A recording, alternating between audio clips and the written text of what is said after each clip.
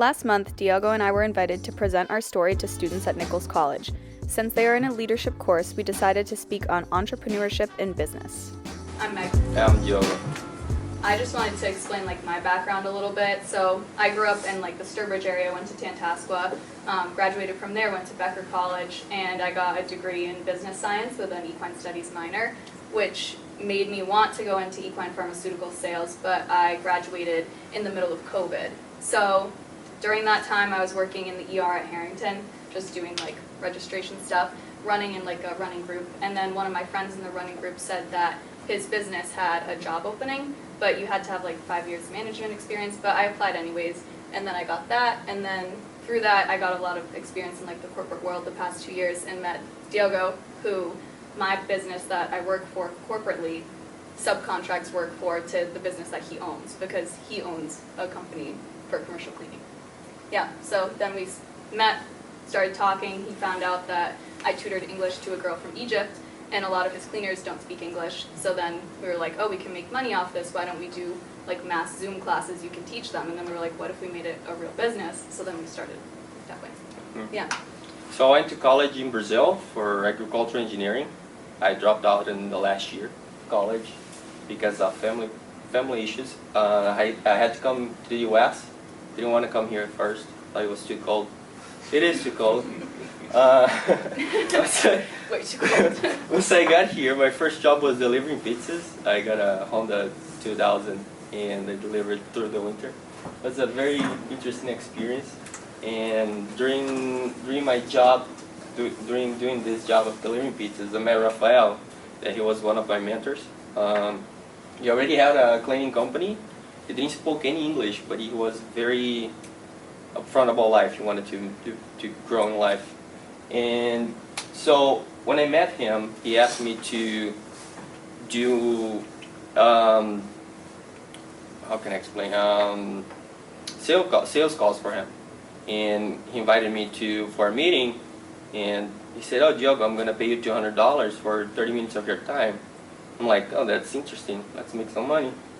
So I went there, and I spoke with the GM for pizza, Domino's Pizza, and in 20 minutes closed a $300,000 deal for him, and I knew that you could make money with the cleaning business.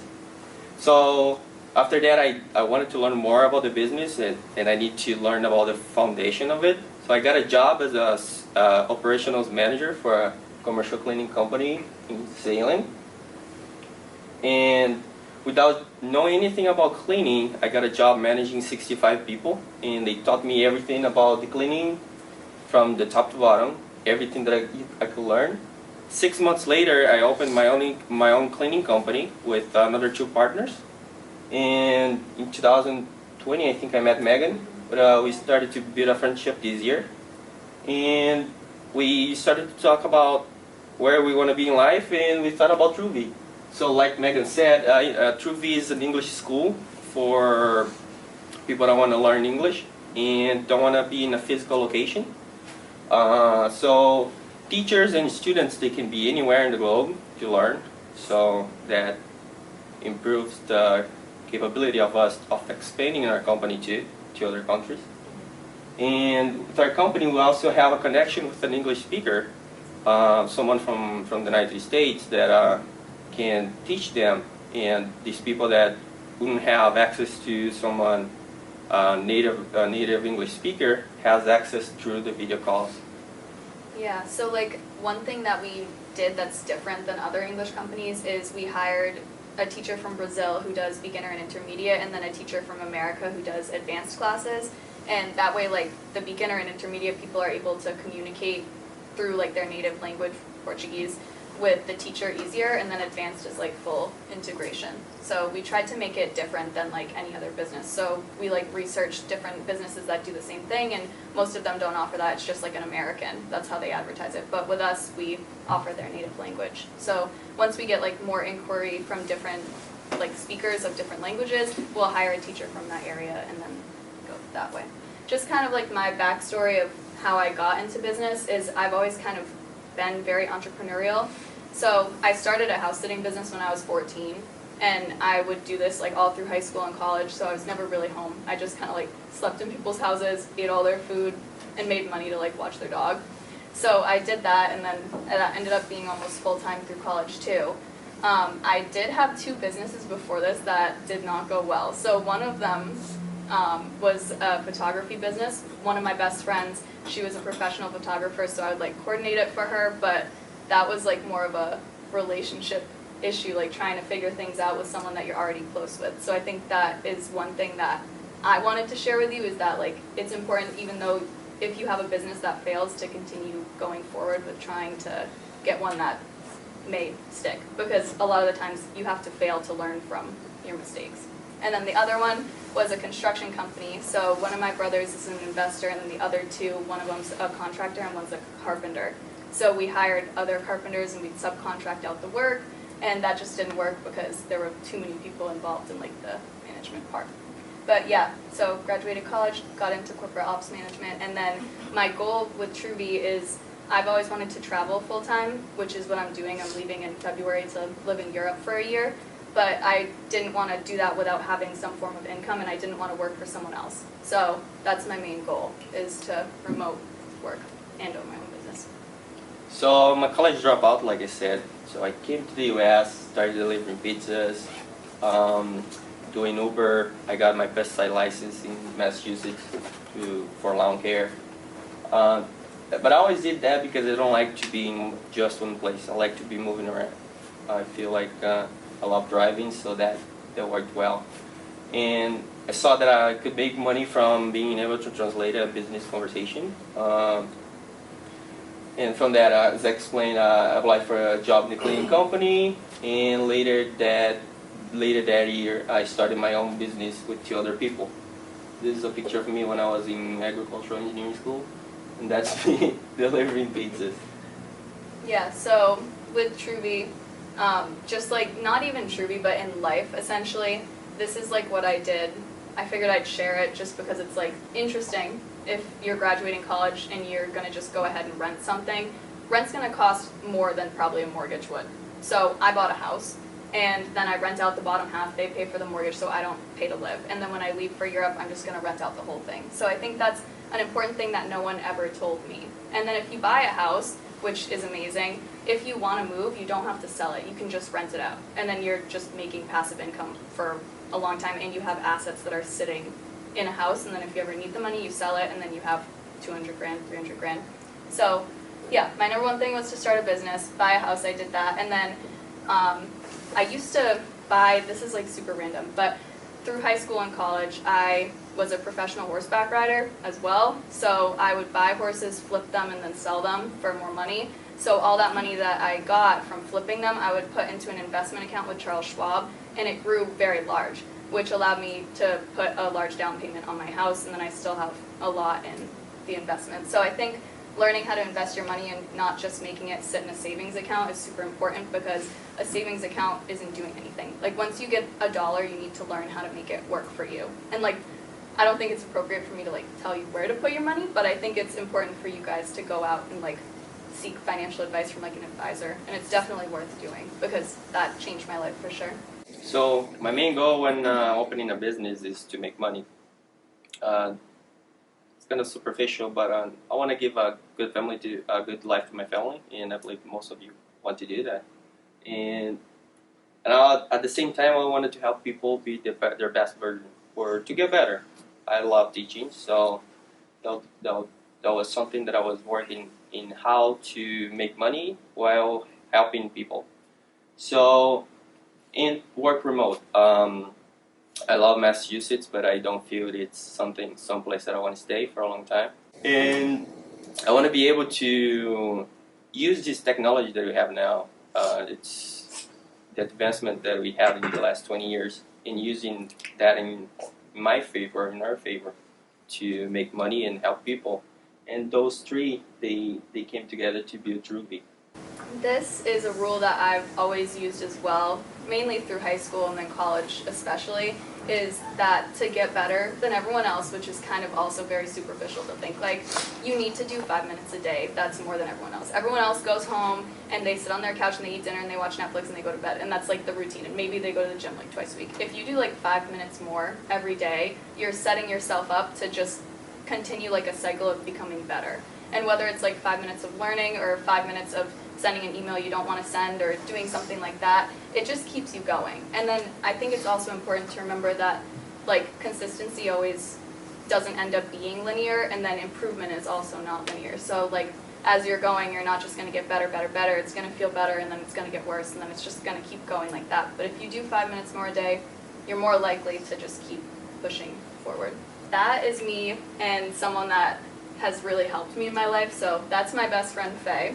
She's much older than me. She's like 15 years older than me, and she became my friend when I was like 13 or 14 through my parents' divorce. She was best friends with my cousin who's her age. That's how I met her. And she kind of gave me life advice. So I think that it's super important to find a mentor and find someone that you feel you would want to walk the path that they've already walked or be at the place that they're already at. So I think it's important to surround yourself with people that you can learn from and grow from, but also people that are in the place you want to be in. Because if you don't do that, then you're not really pushing yourself forward. You learn to like select a group of people that can make you a better person. So I think just like staying away from people that are extremely negative and trying to just find people that are extremely positive is really life-changing. So networking. It's good to know everyone that you're talking to. You can learn from anyone. If you have a good example, you can follow what they say. And if you're getting an opinion from someone that is not an example, I like to do the opposite of what they say. So, question them about their life to see where they're at or where they're going, to see if you can work together to build something or to get some advice from each one. Learn where they have been. It's good to know their history and their struggles, and use their life experience as well as what to do or not to do in your own life.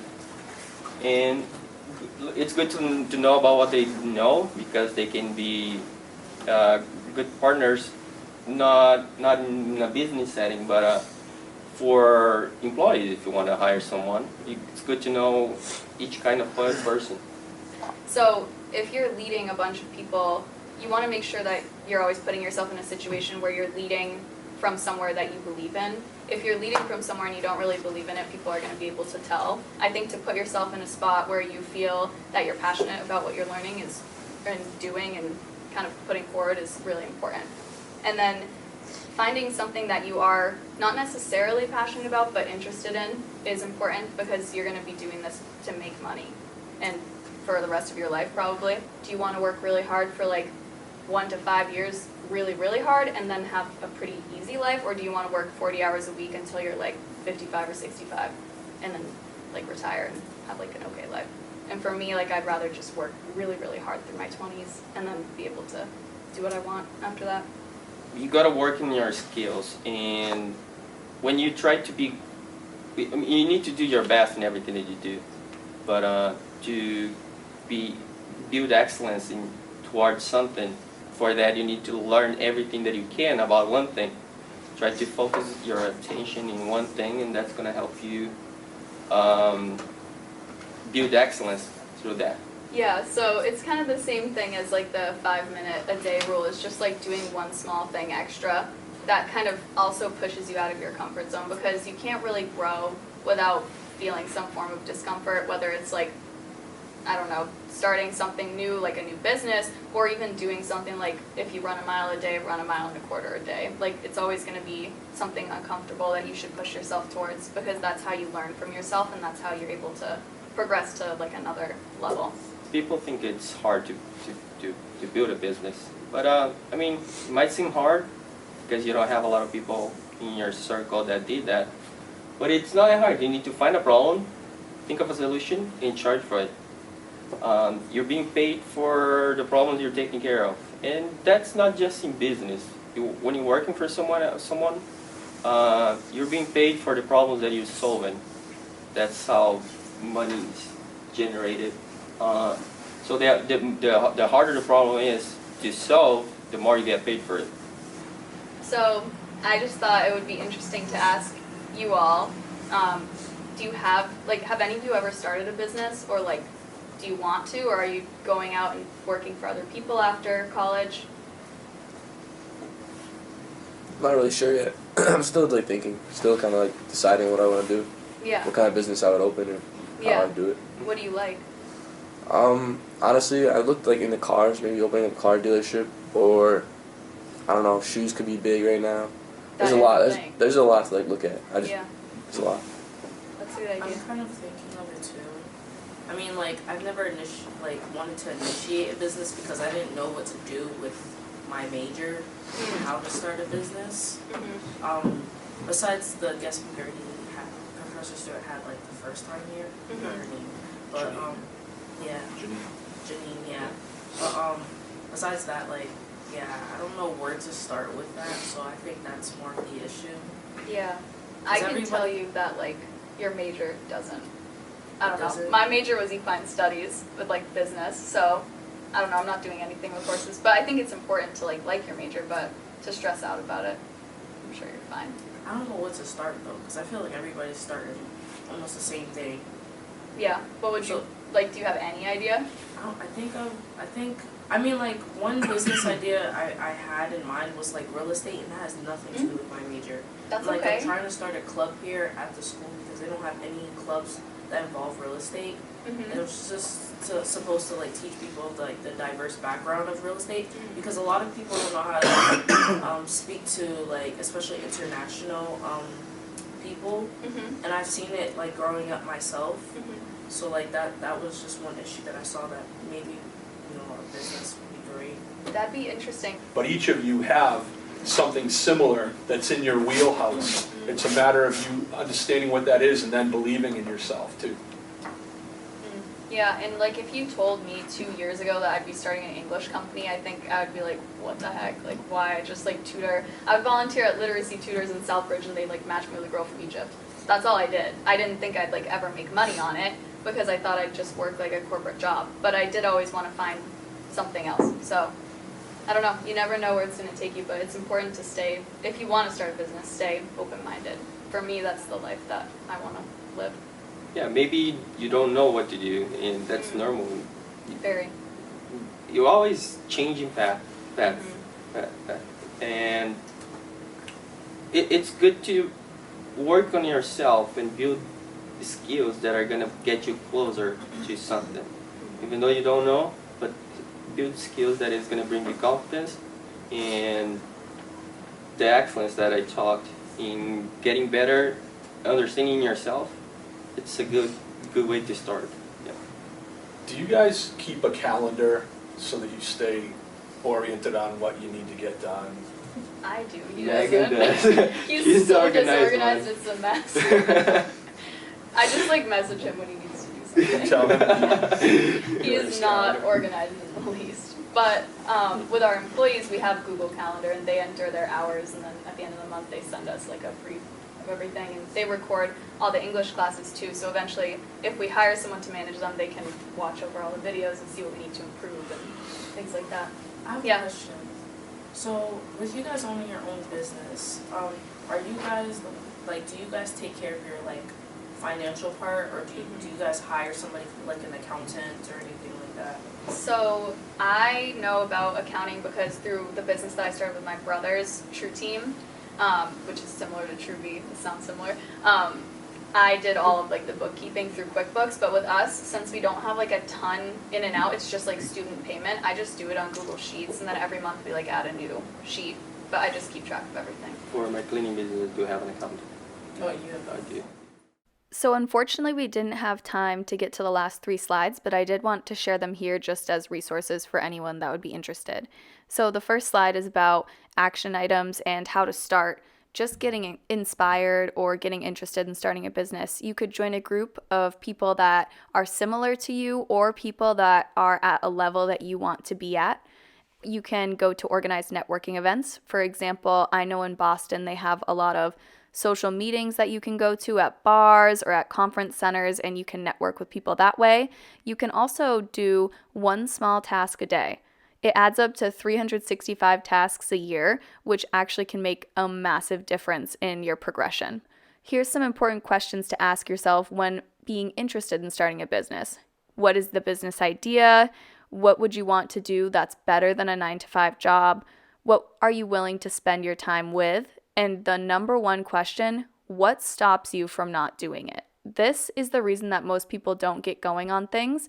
It's so important to just start. Even if you're scared or even if you don't even know if it's the right thing to do, just start. The worst that can happen is you stop. And then after you figure that out, you can say, what is one thing you can do today that's going to help you get towards your end goal, or at least towards the life that you want to live? So for the last slide, we decided to work with the students on a mock business. Unfortunately, we didn't get to it, but I think it is an important thing to share. So let's create a business. What's a problem you know of now? What's the solution? What's your market? And how can you monetize? If you can answer those 4 questions and you are passionate about it, it is a very valid business idea. So I would definitely recommend looking into this more. You can sit down and write a bunch of different ideas out, a bunch of different mock businesses. And this is a flowchart that Dhiogo and I created a couple days ago, and I think it works brilliantly. So thank you so much for watching our presentation. And if you were to have any questions, feel free to comment below and we're happy to get back to you. Thanks.